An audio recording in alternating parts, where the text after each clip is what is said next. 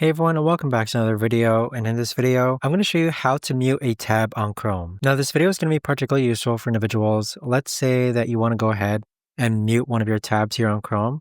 How do you actually go ahead about doing so? Now, this video is going to be short, sweet, and simple, guys. There's not going to be a lot of steps involved. Now, I recently learned how to do this and it actually became quite useful. Sometimes YouTube might lag and I want to go ahead and mute the video, but my internet's too slow to allow me to do so. You could actually go ahead and right click a tab and you could actually click on mute site. So now any type of video or website link that you access from this tab here, it's actually going to be muted moving forward. Even though it says the player has volume, it's actually going to be muted. But there you have it, guys. That right there is the best and easiest way that I know of to actually go ahead and mute a tab on the Chrome browser. If you guys know of a better or easier way to actually do this, let me know in the comments down below.